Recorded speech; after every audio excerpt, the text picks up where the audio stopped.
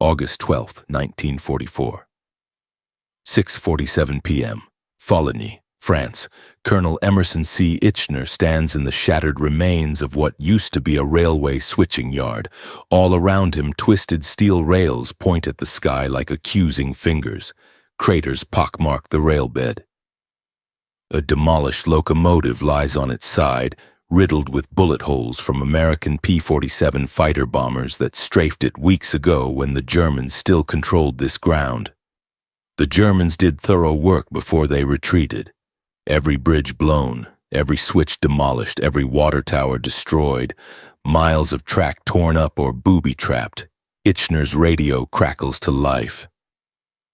"Colonel, you have a message from 3rd Army Headquarters, urgent." He listens. His face goes pale. Then he starts laughing. It's not a happy laugh. "Sir?" his aide asks. Itchner hands him the message. "General Patton has broken through and is striking rapidly for Paris. He says his men can get along without food, but his tanks and trucks won't run without gas. Therefore, the railroad must be constructed to Le Mans by Tuesday midnight. Today is Saturday. Use 1 man per foot to make repairs if necessary." The aide does the math in his head. Foligny to Le Mans. 135 miles, 75 hours, through terrain the Germans have spent 4 years destroying. "That's impossible," the aide says. Itchner looks at the twisted metal around them, at the blown bridges, at the cratered rail yards. "Tell Patton we'll have trains rolling by Tuesday," he says. 3 years earlier, December 1941. When Pearl Harbor explodes into American consciousness, the United States Army has exactly 0 military railway operating units. 0. The lesson from World War I, that railways are the arteries of modern war, has been forgotten. In 1918, American forces moved 5.4 million tons of cargo by rail in France. Without railways, the American Expeditionary Force would have been immobile. But in 1941, the Army has to start from scratch. The solution is brilliant in its simplicity. Don't train soldiers to be railroaders. Recruit railroaders and make them soldiers. The military railway service is created with a unique structure. Each railway operating battalion is sponsored by a major American railroad company. When a battalion is activated, the railroad supervisors become battalion officers.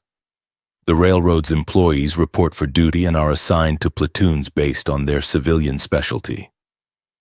The 701th Railway Operating Battalion, sponsored by a consortium of railroads, activates at Fort Belvoir, Virginia on June 18, 1941. Officers from 10 different American railroads staff the unit. 28 enlisted men come from the engineer school.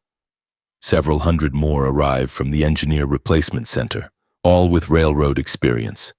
Their first test, rehabilitate the neglected 4.5-mile quartermaster railroad that serves Fort Belvoir.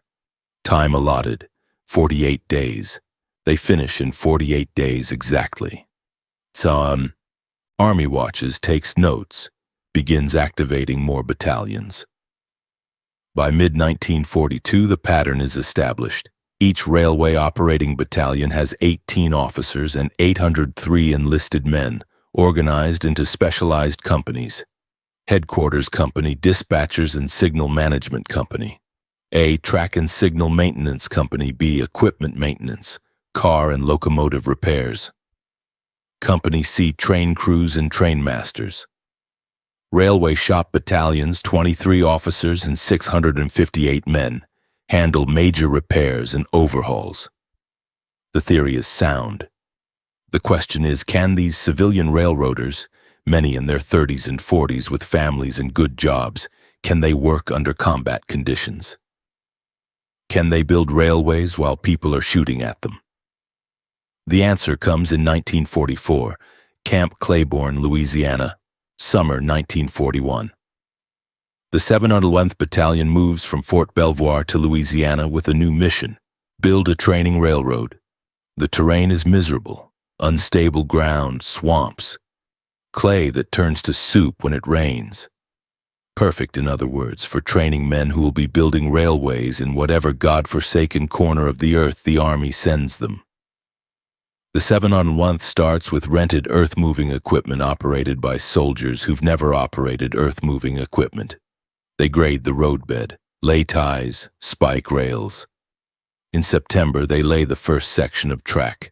In October, 2 more engineer battalions arrive. The 91st and 93rd, both manned by African-American soldiers. Then come the 98th, 383rd, and 331st Engineer Battalions. Several dump truck companies. More than 6,000 troops working on a single railway project. The goal, 50 miles of grading and track between Camp Claiborne and Fort Polk. They work through Louisiana heat, through thunderstorms that turn the right-of-way into rivers of mud, through ground so unstable that freshly laid track sometimes sinks overnight and has to be relaid the next day. On July 11, 1942, they drive a golden spike.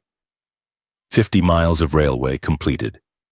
The trainees call it the CNP Railroad, officially standing for Claiborne and Polk. Unofficially called the Crime and Punishment Railroad, the worst railroad on earth. Because the ground is so unstable, derailments are frequent. Trains crawl along at 15 miles per hour, sometimes slower.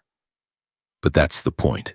If you can build and operate a railway here, you can build and operate a railway anywhere. The school is ready. The students begin arriving. Battalion after battalion training on the CNP, learning to lay track, maintain equipment, operate trains under adverse conditions. In 3 years, 36 railway operating battalions will activate. Most will train at Camp Claiborne, all will serve overseas.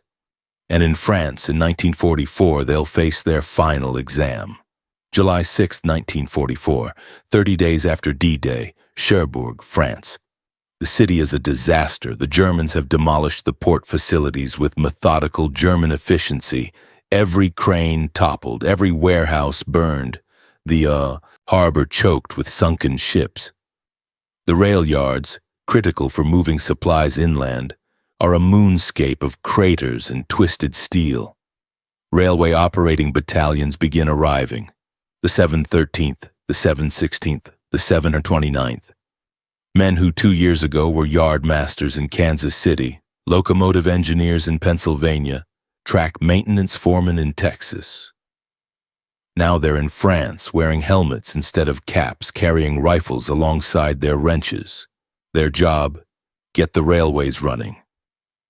Feed Patton's Third Army as it breaks out of Normandy. It's like trying to perform surgery on a patient who's been hit by a bus, while the bus is still moving. The first challenge, no equipment. The Germans destroyed or removed every locomotive, every freight car, every piece of rolling stock. The Americans have to wait for Liberty ships to bring American locomotives and cars across the Atlantic. While they wait, they rebuild track, clear demolished bridges, repair signal systems, reconstruct water towers because steam locomotives need thousands of gallons of water. They work around the clock, 3 shifts, 8 hours each, so construction never stops. German artillery still ranges on Cherbourg. Luftwaffe bombers come at night. The railway men work through it all. By July 31st, 55 days after D-Day, the first trains run from Cherbourg toward the front. It's barely operational. The 5-man train crews set out with a case of K rations in quarter-mile-long trains carrying 1,000 tons of fuel or ammunition over barely repaired track, often not knowing whether the track ahead is even passable. At night, they run blacked out, conducting switching operations by flashlight, cigarette lighters, or even lit cigarettes. Crews sometimes go 90 hours on a single trip. Wrecks are frequent. Minor derailments, major derailments. Occasionally spectacular conflagrations when ammunition trains derail and explode. Each wreck completely halts railway operations until it's cleared. But the trains keep running because Patton is moving fast and his tanks need fuel. August 12, 1944. 6:47 p.m. The message arrives. Colonel Itchner has 2,000 Corps of Engineers and Railway Operating Battalion troops working on repairs around Foligny. The track is torn up, bridges demolished, rails missing, and Patton needs fuel delivered to Le Mans, 135 miles away. By Tuesday midnight, 75 hours from now. Itchner calls his commanders, explains the situation. There's a moment of silence on the radio net. Then, let's go. What follows is the most remarkable feat of railway construction in American military history. 2,000 men, working 75 hours straight. The 347th and 322nd Engineer General Service Units provide the muscle. They clear debris, grade roadbed, lay ties, spike rails. Railway Operating Battalion personnel follow behind them, installing signals, testing track, certifying sections as operational. They work through darkness using every light they can scrounge, vehicle headlights, portable generators, flashlights, anything. When they encounter a blown bridge, they don't waste time with complex reconstruction. They install temporary trestle bridges, sections that can be assembled in hours instead of days. Good enough for slow speeds, good enough to get Patton his fuel. Every destroyed switch gets replaced, every torn-up rail section gets relayed. Water towers are jury-rigged from whatever's available. The work moves like a wave. As soon as one section is complete, locomotives roll forward, bringing more supplies for the next section. August 14th. Sunset. A Corps of Engineers officer stands at a bridge construction site. Below him, engineers have spelled out a message in white concrete. We'll finish at 2008 hours p.m. Right on schedule, the last spike goes in. At 7 hours p.m., 1 hour before the bridge is complete, the first gasoline-loaded trains leave Foligny. 31 trains, quarter-mile long consists, each carrying thousands of gallons of desperately needed fuel. They begin crossing the Saint-Hilaire-du-Arcueil bridge at midnight.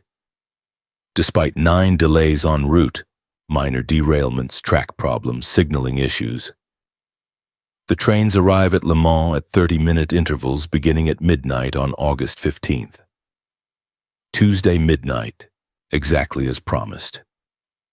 135 miles of railway restored from near total destruction in 75 hours. Patton gets his fuel. Third Army keeps rolling. The Germans are shocked. How did the Americans do this? August 1944. German railway headquarters somewhere in eastern France. German railway officers study intelligence reports about American railway operations. The numbers don't make sense. German military railways are a marvel of engineering. Prussian precision. Decades of professional expertise. Before the war, the Reichsbahn operated one of the most efficient railway systems in the world.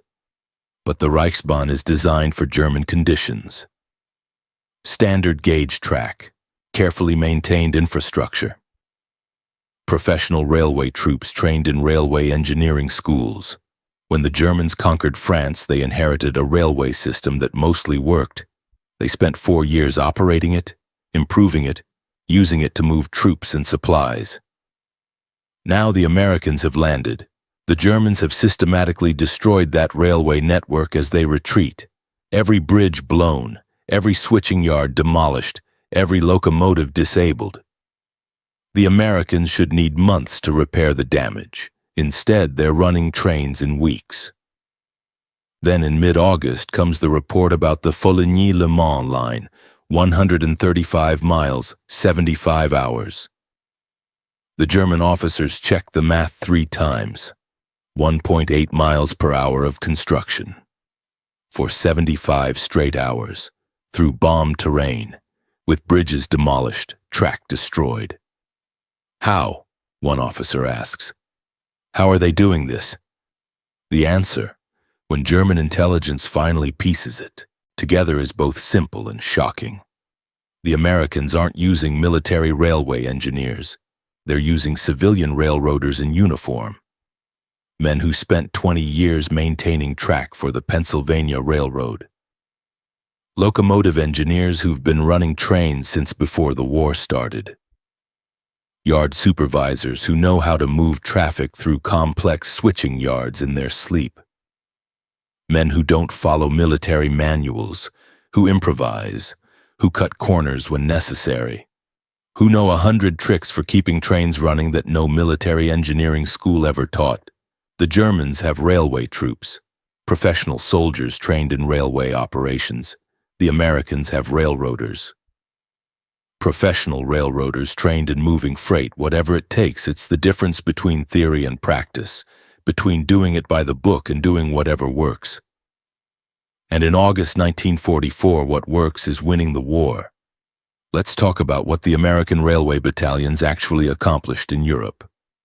Between D-Day on June 6, 1944, and VE Day on May 8, 1945, 11 months, the military railway service moves 18 million tons of military freight in Western Europe.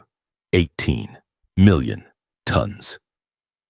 By May 7, 1945, American railroaders are operating 1,137 locomotives, 34,588 freight cars, and 25,150 miles of track in Western Europe.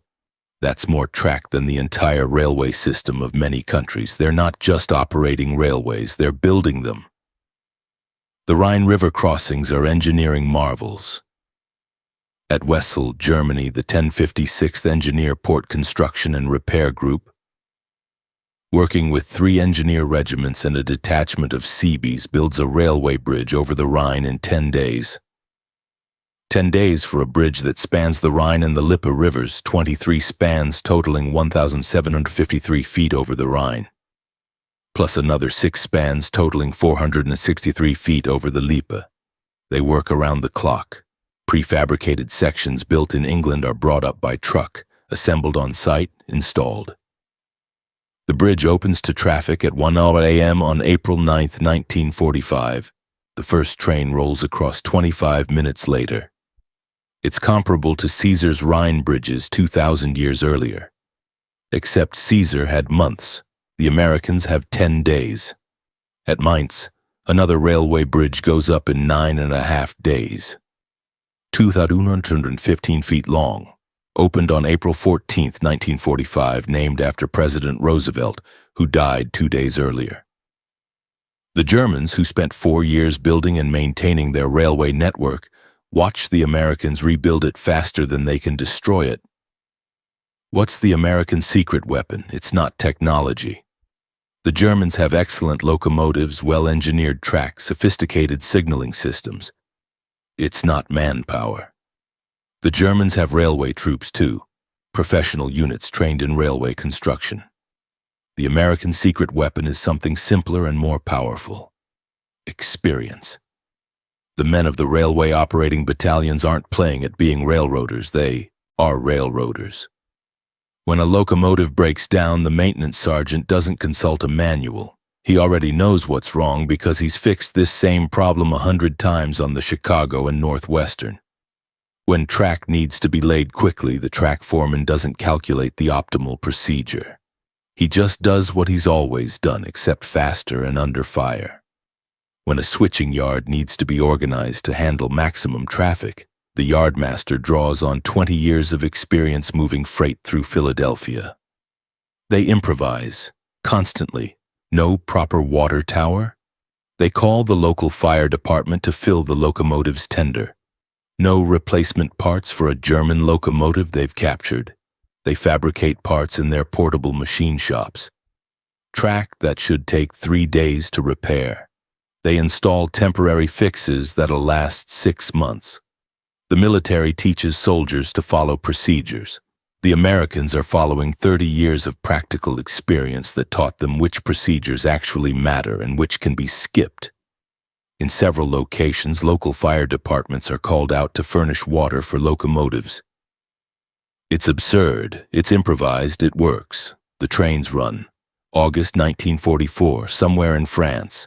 A 5-man train crew sets out in the pre-dawn darkness. Quarter-mile-long train, 40 cars, 1,000 tons of ammunition. The track ahead is uncertain. German demolitions, Allied bombing damage, hasty American repairs. They run blacked out because German aircraft still prowl at night.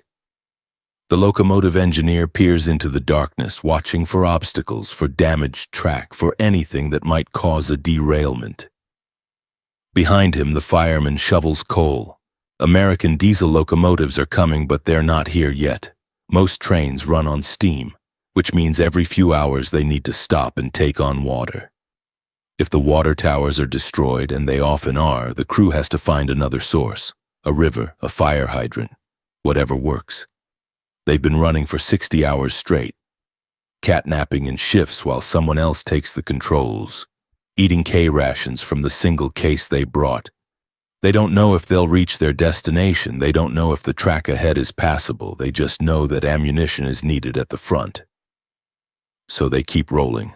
This is the reality behind the statistics, behind the 18 million tons moved, behind the 25,150 miles of track operated. Men working 90-hour shifts, living on rations, sleeping in wrecked buildings or on the ground, under sporadic artillery fire, under air attack, making the impossible happen, every day. Not because it's in some manual, but because that's what railroaders do. They get the freight where it needs to go, war or no war. After the war, military analysts sit down to compare American and German railway operations. The Germans, with their professional railway troops and well-engineered infrastructure, never achieved the flexibility and speed of American operations. German military railways are excellent at operating on German-designed railways in German territory. But when they have to improvise, when they have to work with captured Soviet railways or rebuild demolished French infrastructure, they struggle. The Americans, with their railroaders-turned-soldiers approach, excel at improvisation, at making do with whatever's available, at keeping trains running under impossible conditions. It's a fundamental difference in philosophy. The Germans train soldiers to be railway specialists. The Americans recruit railway specialists and make them soldiers. When everything is going according to plan, both systems work. When plans fall apart, when bridges are destroyed, equipment is damaged, supplies are scarce, the American system proves vastly more adaptable, because the Americans aren't following a military procedure for railway operations. They're drawing on decades of civilian experience keeping trains running when things go wrong. And in war, things always go wrong. The last military railway service unit leaves Europe in February 1946. The railway battalions stand down. The men return to civilian life, back to their railroads, back to their jobs. For most of them, the war is just an interruption in their real careers. But what they accomplished changed military logistics forever. They proved that in modern warfare, amateur soldiers with professional civilian skills can outperform professional soldiers with military training. That improvisation and experience matter more than doctrine and procedure. That the way to move mountains isn't to study mountain moving in a classroom. It's to hire people who move mountains for a living and point them in the right direction. The 701th Railway Operating Battalion, the first one activated, the one that built the training railroad at Camp Claiborne, is officially designated a training unit after the war. Until 1972, it serves at Fort Eustis, training Army personnel in railway operations. When it's inactivated on June 22, 1972, it's the last railroad unit on active duty in the U.S. Army. The age of military railways is over. But the legacy remains. Every time modern military logistics planners talk about contractor support, every time they discuss using civilian expertise in military operations, every time they debate whether specialized skills are better provided by trained soldiers or trained civilians in uniform, they're echoing the question answered in France in 1944. Can civilian railroaders wearing army uniforms and carrying rifles outperform military railway specialists? The answer was written in steel rails across France. In the 18 million tons moved, in the 25,150 miles of track operated in 75 hours between Foligny and Le Mans? The answer is yes. July 11, 1942, Camp Claiborne, Louisiana. The Golden Spike ceremony for the C&P Railroad is simple. No dignitaries, no brass bands, just railroad. Men, in uniform now, celebrating the completion of 50 miles of track through some of the worst terrain in Louisiana. They know what's coming. They know they'll be shipping overseas soon. They know they'll be working under fire, rebuilding railways the enemy has destroyed, keeping supply lines open for armies that depend on them. But right now they're just satisfied with the job done. 50 miles of track, laid through swamps and unstable ground. Good enough to train thousands of men who'll follow them overseas. The superintendent of the 701th Battalion speaks briefly. He doesn't talk about glory or medals or military achievement. He talks about what railroaders always talk about. Getting the job done, keeping the trains running, moving the freight, that's all, that's everything. 2 years later, their students will be in France, rebuilding railways at a pace that shocks the German military establishment. 4 years later, those same students will have moved an army across Europe on iron rails. But here, on this July evening in Louisiana, with mosquitoes buzzing and the heat still oppressive even after sunset, the men of the 701th Battalion just do what railroad men have always done when a job is finished. They move on to the next one. The Golden Spike goes in. The ceremony ends. The trains roll.